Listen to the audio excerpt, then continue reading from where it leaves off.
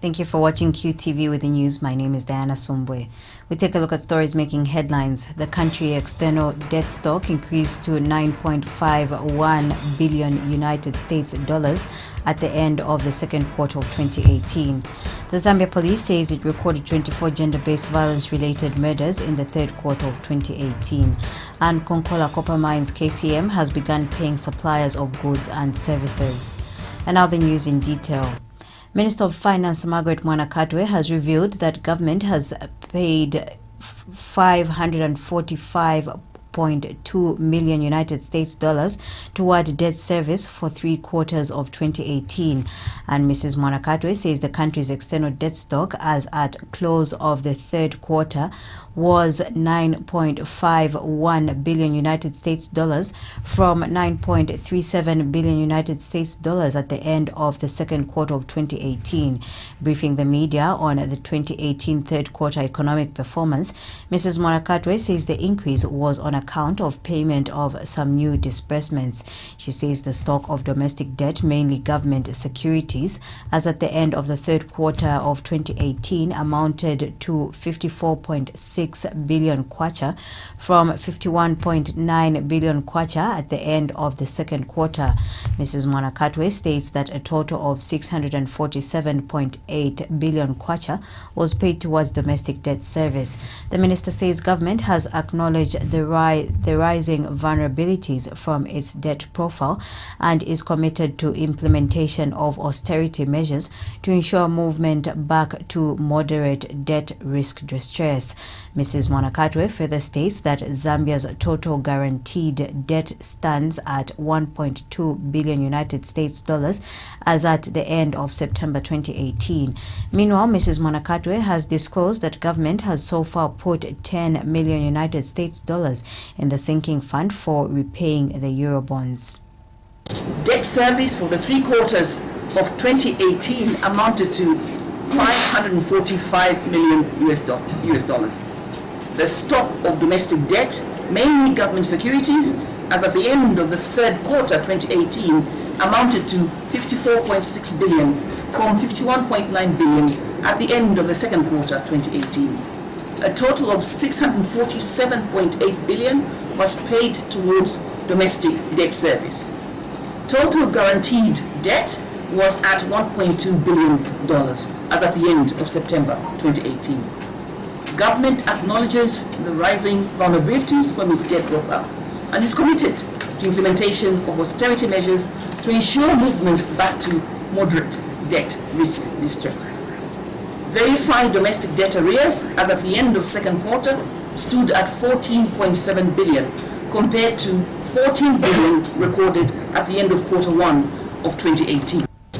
And Mrs. Mwanakatwe has disclosed that government collected a total of 38.7 billion kwacha in revenue and grants over the period of January to September 2018 and was 1.1% higher than the target of 38.3 billion kwacha.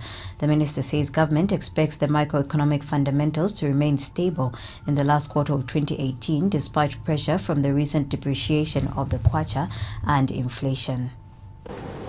Government remains committed to addressing emerging threats to the advancement of its development agenda, including rising debt and vulnerabilities in public financial management. Happenings such as those at the Ministry of Education, Community Development and Lusaka Provincial Administration will be dealt with decisively through the instant dismissals and prosecutions as provided for under the Public Financial Management Act. Further, any misappropriated funds will be recovered from the perpetrators. Other expected developments in the fourth quarter. I wish to inform you that in this month, November 2018, Zambia will be hosting the World Bank International Development Association, IDA 18, high-level mid-term review.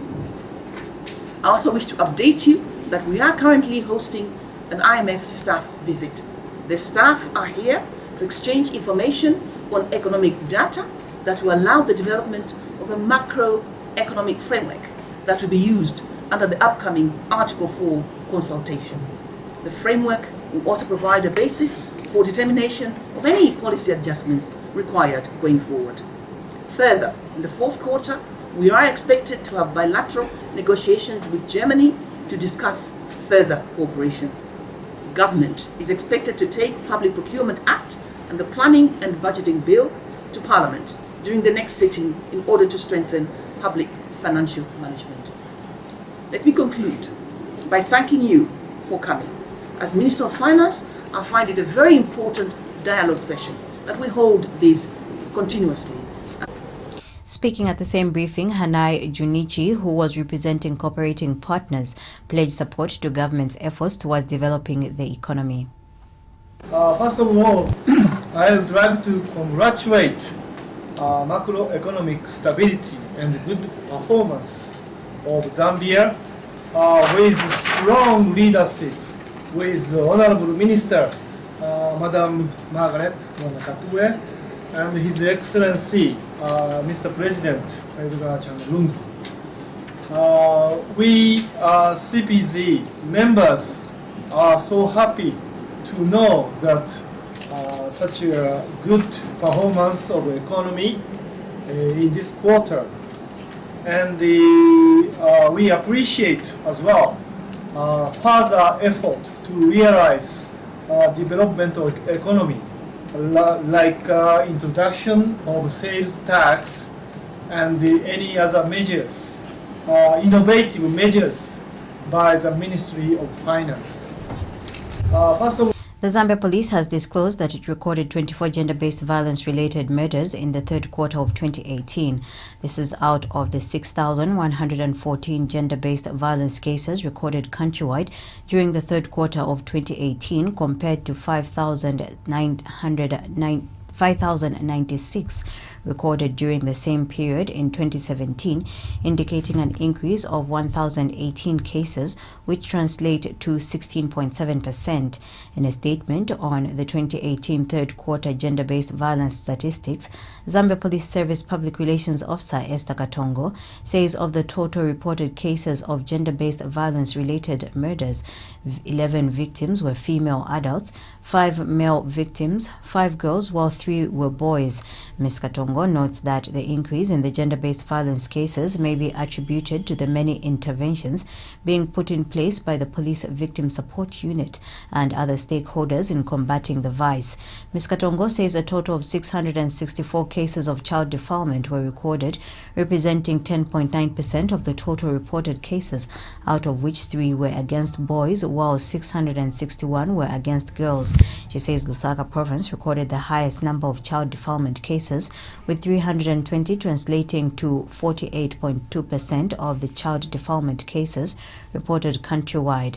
Southern Province recorded 73 cases, translating to 11%, followed by Central Province with 63 cases, or 9.5%.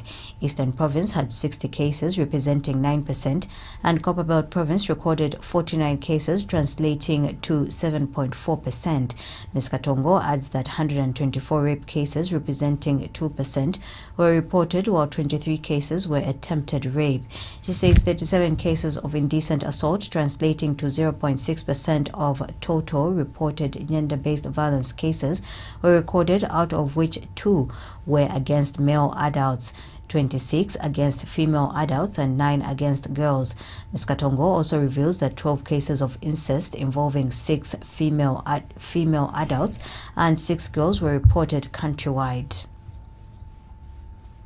Konkola Copper Mines KCM has started paying the more than 80 million United States dollars owed to 400 local and international contractors and suppliers of goods and services.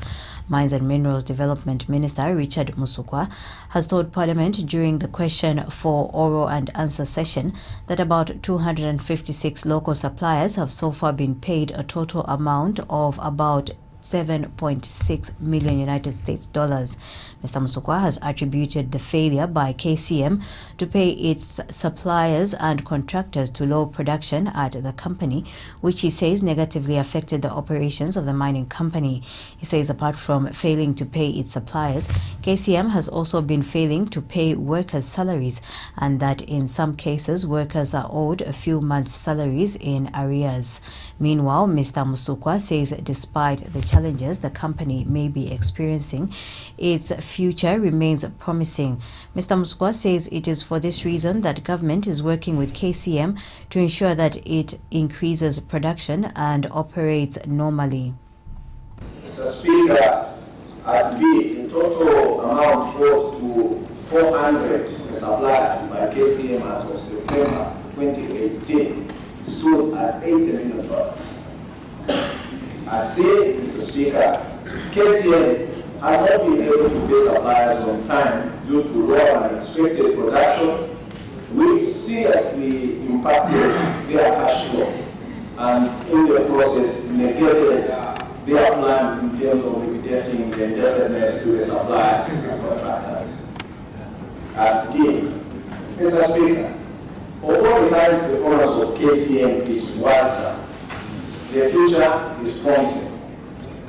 The House, Mr. Speaker, may wish to know that government is working with KCM to ensure that production is increased in order to improve its cash flow. KCM, Mr. Speaker, has submitted their development business plan for 2019, in which they have submitted an increase in production from the current projected 90,000 metric tons in 2018 to 125,300 metric tons in 2019. Political analyst Dr. Alex Ngoma has observed that the delay in holding the impending national dialogue has contributed to political polarization in the country. Dr. Ngoma tells QTV News that the political conflict the country has continued to witness could only be resolved through dialogue. He states that the tension between the ruling party and the opposition parties is visible for one to see. While the Zambia Center for Inter-Party Dialogue, ZCID, has appointed Chiefs Ngabwe, Mazimawe, Dr. Chifumu Banda and Dr. Akashambatwa Lewanika as eminent people to lead the national dialogue process. The Opposition United Party for National Development, UPND, the National Democratic Congress, NDC, among others, have indicated that they will not be part of the dialogue led by the ZCID. We are still in a very polarized situation, the kind of polarization that began with the 2016 elections. And that is why, even when you look at what is happening in Zambia today, you will see that the government of the day and its supporters are saying one thing, while those in the opposition are actually saying the opposite. So there is still a lot of political polarization in the country. There is still a lot of political conflict in the country, precisely because of the 2016 elections and the failure by the country really to resolve these conflicts amicably. We've heard of the dialogue process, which appears to have stalled now. But if the dialogue process had actually been given a chance, I am of the view that maybe the contentious issues would have actually been resolved through that process. So polarization continues as at now, simply because the so-called dialogue has actually not taken place yet. Minister of Health Chitalo Chilufya has directed the Health Professions Council of Zambia, HPCZ, to ensure there is no compromise in the delivery of health services to the general public. Speaking at the groundbreaking ceremony for the construction of the HPCZ three-story office block in Lusaka's Olympia residential area, Dr. Chilufya says HPCZ should not allow any health facility to operate without meeting the minimum standards. He has also emphasized that no health professional should be allowed to practice if they do not meet any level of accreditation, adding that it is of the sovereign responsibility of HPCZ to ensure it protects the well-being of the general public. Meanwhile, Dr. Chilufya has disclosed that the Levi Mwanawasa Medical University will open before the end of 2018. Dr. Chilufya says government is in a rush to start training specialized doctors, hence opening the Levi Mwanawasa Medical University and the Zambia College of Medicine and Surgery. That's the reason we've opened up the Levi Mwanawasa Medical University. That's the reason we've established the Zambia College of Medicine and Surgery to train specialist doctors. We said we will train 500 new specialists. We already have more than 300 in training. We said we will recruit 30,000 health workers. We've already recruited over 16,000. The Levi Mwanawasa Medical University is beginning operations, the first intake is beginning before the end of the year, and we'll have expanded scope, of faculty next year. We're already in the process of recruiting all the required human resource. HPCZ is critical to that process in terms of accrediting the programs, for learning. So make sure that as you do all this, anybody involved in medical health, in health worker training, sticks to the rules. Thank you very much. And HPCZ chairperson Professor Sekelani Banda has described the yet-to-be-constructed HPCZ offices as a milestone in meeting the mandate of the council, which is to protect the welfare of the general public. Professor Banda says the HPCZ has had no permanent offices since inception, thereby affecting its effective operations. To grace this occasion at the groundbreaking ceremony for the Health Professions Council of Zambia. This is a very important milestone because for over 50 years the Health Professions Council has not had a permanent office to operate from. We are now going to have a purpose-built building that is going to position the Health Professions Council of Zambia in ensuring it can meet its mandate in protecting the public. It protects the public by registering and ensuring that the health professionals are properly trained and that their professional conduct is up to speed and that there is a public awareness about the role of the HPCZ. So we are most grateful that the Minister was able to grace this occasion, and we appreciate the continued support that we receive from the government and the Minister in particular. Minister, thank you very much for gracing us. Opposition People's Alliance for Change President Adford Banda has expressed concern over how public resources are being misappropriated in the name of fostering development. Mr. Banda says this is being done by inflating the cost of projects, some of the projects and procurement. He says the construction of the Michael Chilufya Sata Toll Plaza at over $4 million United States dollars is an affirmation that the Patriotic Front government is too extravagant and irresponsible. Mr. Banda adds that the construction of some public infrastructure at very high cost further shows that the Patriotic Front is not a pro-poor government as it claims in its manifestos. As PAC, we have seen that and noted with with worry that a number of things that the PF has been constructing and buying, they've been buying them at a very high cost. Look at the fire tenders, which were supposed to have costed about $250,000 US dollars, they ended up costing $1 million. Just this Lusaka Ndola dual carriageway, which in other countries would cost about $500 million, to them it was going at 1.3 billion. We have a lot of other examples like the ambulances, which were supposed to have costed about $75,000. They were going at about $270,000. So to us, we are not shocked that the levels of responsibility, in the PF government have continued. And the announcement that the Michael Chilufya Sata toll gate, which is along Ndola Kitwe, costed $4.8 million, is just an affirmation of the irresponsibility of the PF government.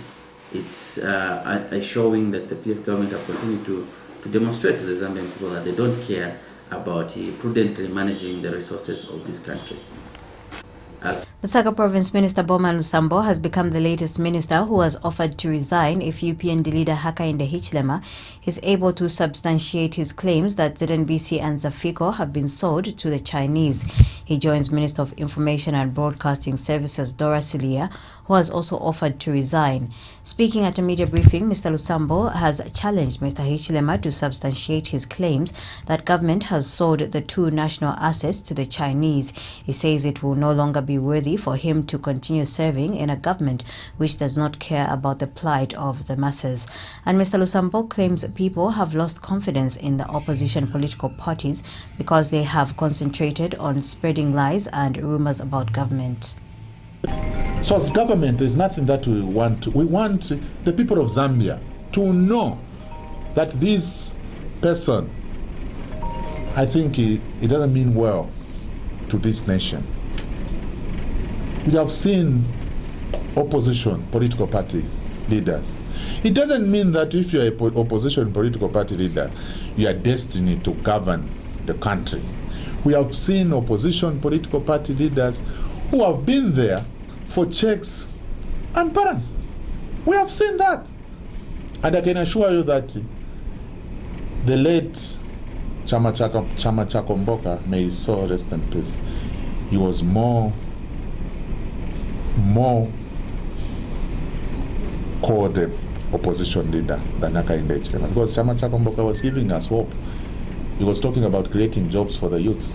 He was talking about discovering oil in Zambia. He was talking about knowing where gold, diamond is in our country. He wasn't giving this type of excitement to the people. But this guy, he has failed to compete with His Excellency Edgar Chagwa Lungu. Now he wants to start lying to the people. I can assure you that he's not going anywhere. He's not going anywhere. If he's very intelligent, if he's very clever, Hakainde Hichilema, this is the time for him to leave the political scene, because you won't get out of it. And for us, we have been quiet. We didn't want to do politics, but Hakainde Hichilema, I can assure him that I think we'll face him head on. Some stakeholders have urged the Electoral Commission of Zambia, ECZ, to take keen interest in the recent claims by the opposition United Party for National Development, UPND, that the ruling Patriotic Front is engaging in electoral malpractice ahead of the Mangango parliamentary by-election slated for November 20th, 2018. Zambia Council for Social Development Acting Executive Director Pasco Bwalia says the ECZ must not take the report by the UPND lightly. Mr. Bwalia says reports that the Patriotic Front is working on some roads in Mangango ahead of the by-election is tantamount to vote buying. He has since urged the ECZ to investigate the matter thoroughly, saying failure to do so has the potential to subject the result of the election to nullification. What we believe is, according to the Electoral Code of Conduct, there is supposed to be a free and fair campaigning, in which case there shouldn't be incidences of saying we will only bring development if you vote for our candidate because we are the ruling party. That in itself isn't good enough. It's something that we would like to ask everyone who is involved to have a fair playing field within the electoral system. So we wish to ask the Electoral Commission of Zambia to take action against any such incidences if they are happening, because that brings the elections into disrepute. There will be problems if such things are happening within the electoral process. So we wish to ask the Electoral Commission of Zambia to be more firm in their actions against perpetrators of such actions within the electoral process. And the Foundation for Democratic Process says although they have not received reports of electoral malpractice in Mangango by-election, it is important that those accusing the ruling party substantiate their claims. FODEP Executive Director Mwenge Chimfwembe says there is need for all political parties to be sincere in the manner they conduct their campaigns, avoiding engaging in any electoral malpractice.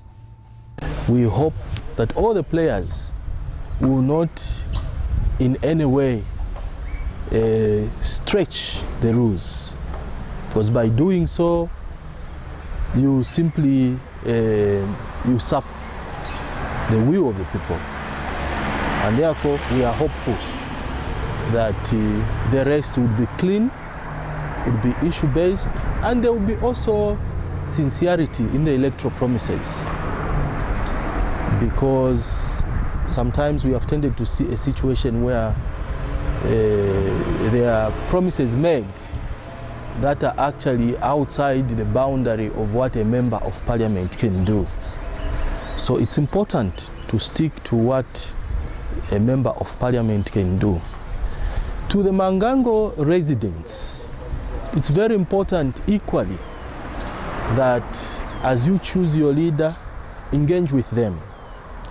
Ask them questions.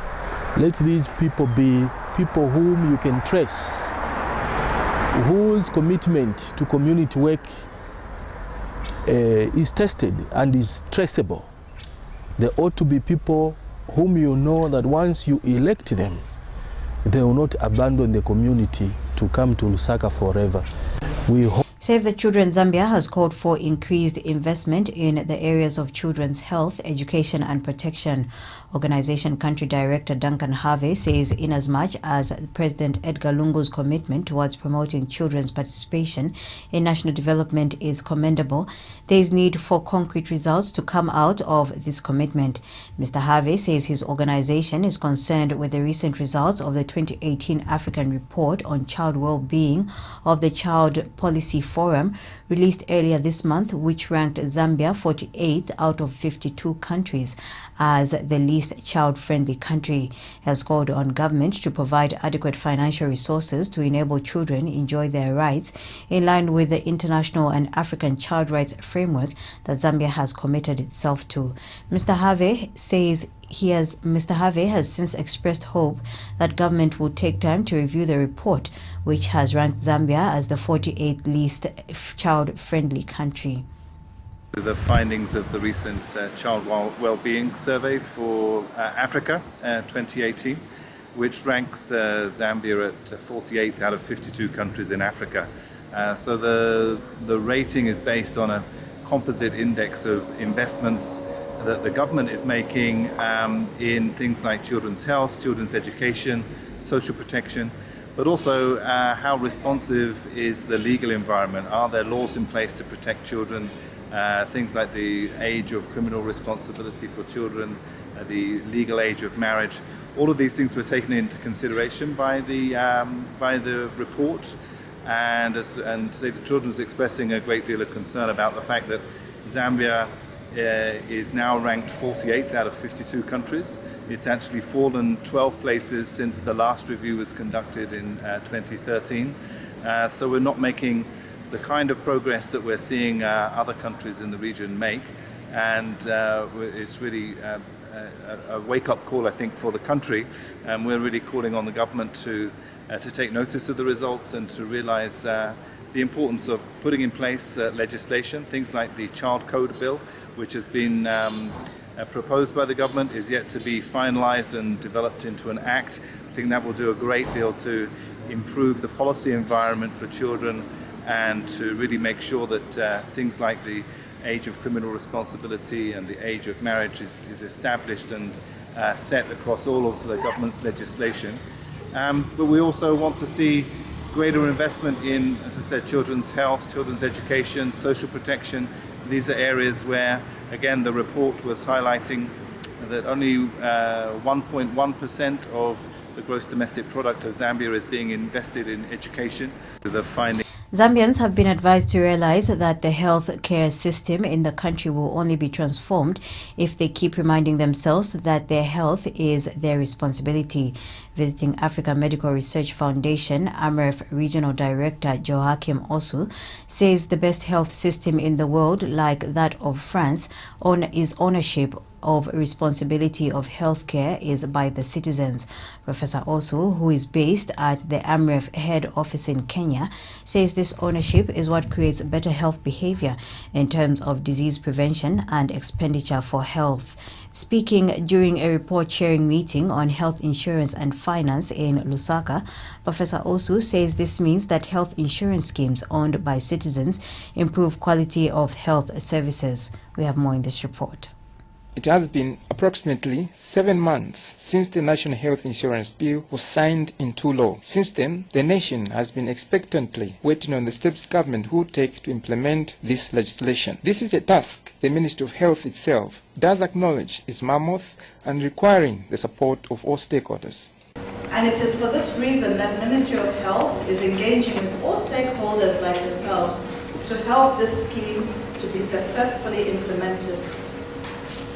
Since the signing of the National Health Insurance Act, a number of key steps have been taken to allow for the operationalization of the scheme, and these being the drafting of the regulations,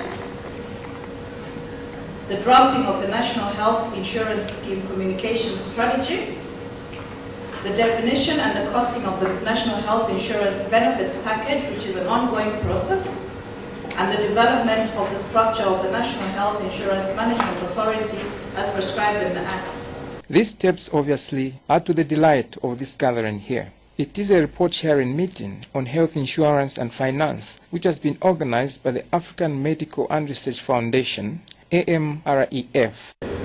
So in Zambia, we've been involved in these discussions around the national health insurance. We've been partnering with other CSOs to have discussions on how we can partner with the government ensuring that the national health insurance is implemented. For local NGOs such as the Center for Reproductive Health and Education, their interest is to see to it that the National Health Insurance Scheme proves to be a success.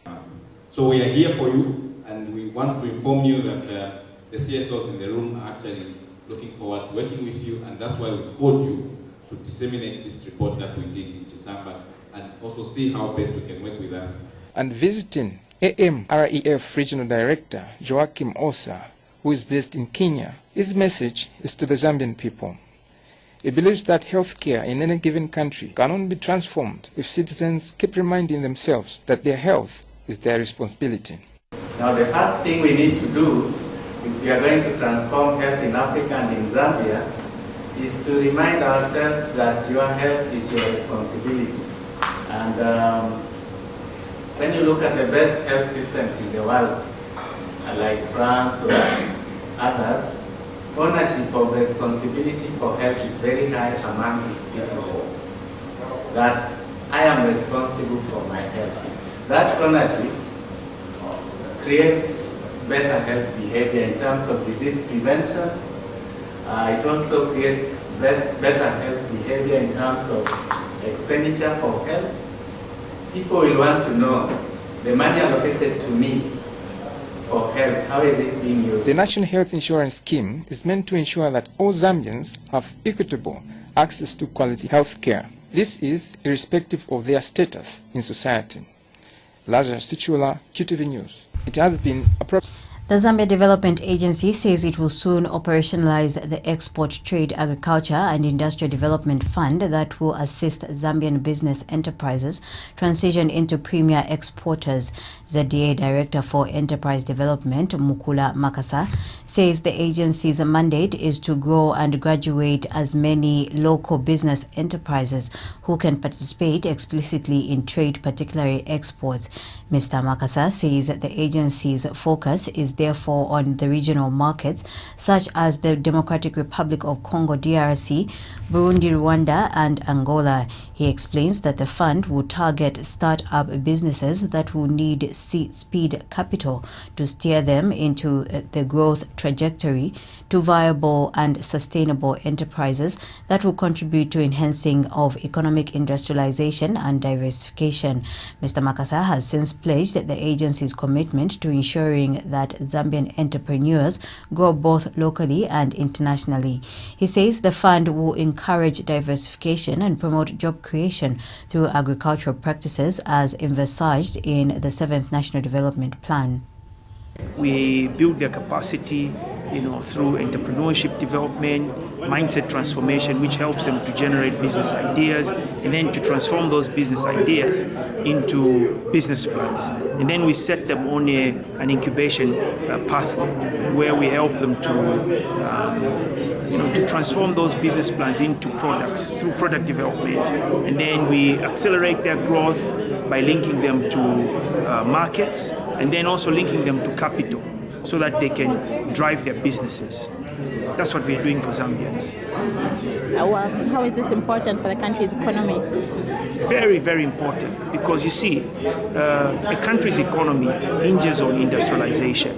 and diversification. You know, we're heavily dependent on mining. So we're trying to move the country's dependence on mining away by diversifying our economy. And that's why we're promoting primary agricultural production, and that's why we are promoting infrastructure development. That's why we're also promoting manufacturing, which is value addition to the very natural resources and primary products from agriculture, and also tourism. So that's what we are doing to diversify the economy and to steer industrialization. And that's what will accelerate the country to becoming a middle-income economy by 2030. Minister of Agriculture Michael Katambo has assured the nation that the failure by government to pay seed suppliers for the supply of seeds in the latest three farming seasons will not affect the supply of the input in the 2018-2019 farming season.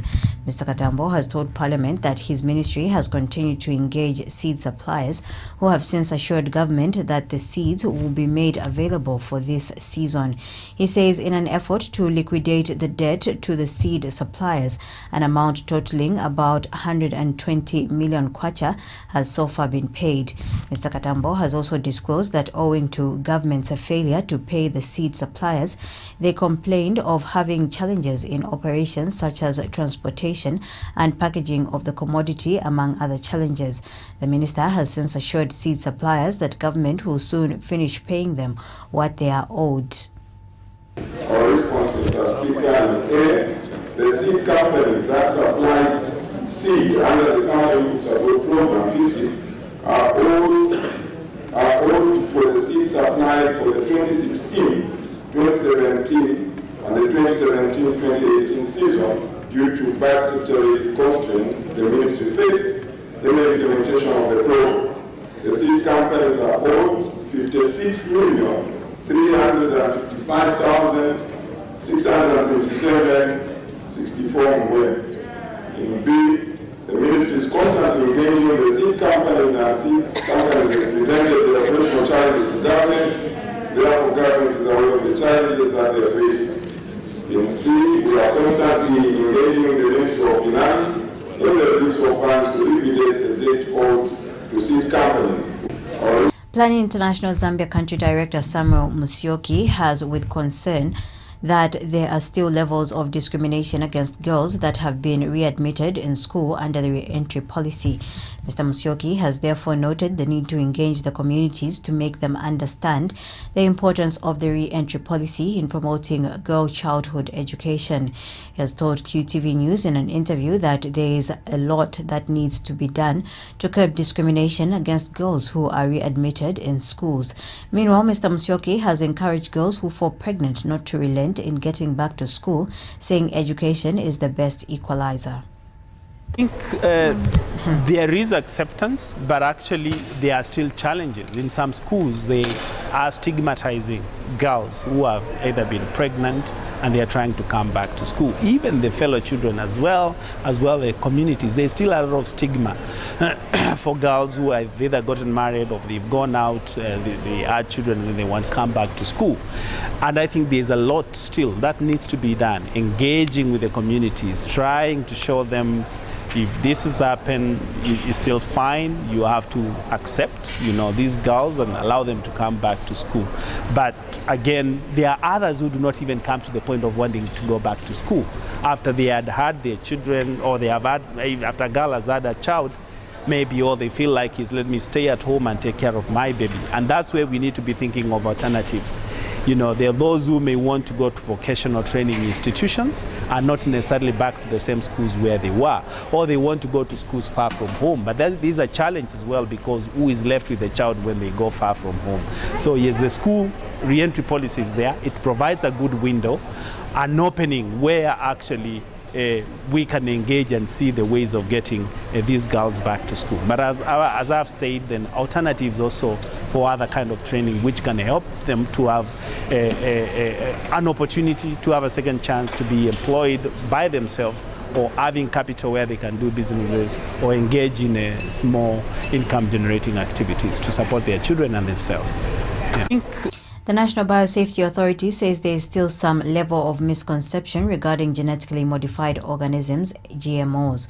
Authority Communications Officer Sandra Mlowa says following numerous sensitization campaigns they have been conducting, it has come to their attention that due to lack of knowledge on GMOs, some people have been spreading false information that some chicken on the market are genetically modified organisms. Ms. Mlowa says the authority is concerned because even the learned are ignorant with regards to GMOs, emphasizing the need for people to be educated on what GMOs are. Ms. Mlowa has stressed that at the moment the country does not have any consignment of GMO products. And this is not just among the ordinary people. I think even among the learned people, we've noticed that there are a lot of people that have misinformation. Some people just conclude. We've had a number of radio programs just recently, and what has come out so strongly is the complaints or the concern that some of the chickens that are being reared contain genetically modified organisms or are genetically modified. But so far, we have not had any chicken that is genetically modified organism. We have heard of where people see something that just grows out of proportion and they conclude that is GMO. Maybe we may take this opportunity also just to inform the nation, as we have done in the past, that at the moment we do not have any genetically modified crops or animals in the country. So we notice that there's a lot actually that has to be done, and maybe our age is that people should familiarize themselves with the NBA and get to know more about our mandate, and also just to clear the air that... To end the news, we take a look at stories making headlines. The country external debt stock increased to $9.51 billion United States dollars at the end of the second quarter of 2018. The Zambia police says it recorded 24 gender-based violence-related murders in the third quarter of 2018. And Konkola Copper Mines KCM has begun paying suppliers of goods and services. On that note, we come to the end of the news. From me, Diana Sumbwe. Thank you for watching.